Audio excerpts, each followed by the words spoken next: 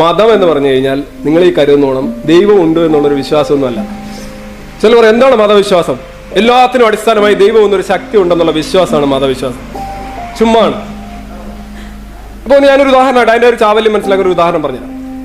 ഇപ്പോ ഭൂമിയിൽ ജീവനുണ്ട്, 10 ഗ്രഹങ്ങൾ അല്ലെ 8 ഗ്രഹങ്ങളിൽ ജീവനുണ്ട്.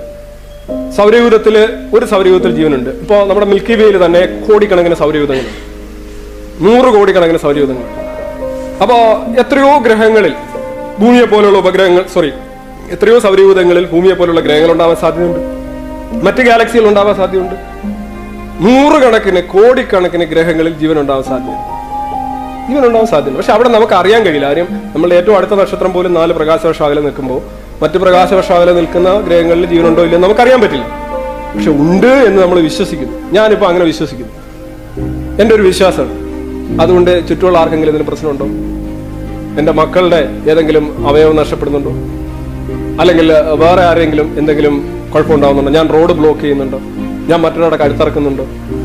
ഞാനിവിടെ കിടന്ന് എരിപുരി മറിയുന്നുണ്ടോ? ഒന്നുമില്ല. ഇതൊരു വിശ്വാസമാണ്. അങ്ങനെ ഒരു വിശ്വാസം, അതെയാണ് ഒരാൾ വിശ്വസിക്കുക. ഈ പ്രപഞ്ചം മുഴുവൻ ഒരാളിരുന്ന് ഉണ്ടാക്കി, ഓക്കെ, എത്ര ചപലമാണെങ്കിലും. അങ്ങനെ ഒരു വിശ്വാസമാണോ ദൈവവിശ്വാസം? അല്ല.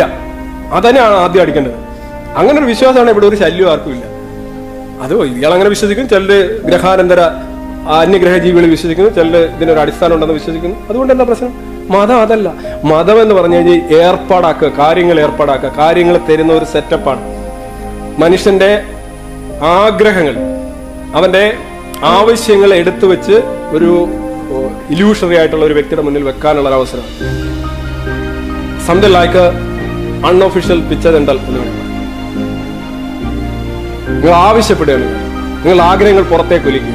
അല്ല ഇതിനെ ഈ പറയുന്ന പ്രകൃതി ശക്തിയായിട്ടോ അല്ലെങ്കിൽ പ്രപഞ്ച ശക്തിയായിട്ടോ അതൊക്കെ ചുമ്മാതെ വെറുതെ പറഞ്ഞുകൊണ്ട് പോകുന്നത്. ഈ പ്രപഞ്ച ശക്തി ഇല്ലെങ്കിലും ഈ പരിപാടികളൊക്കെ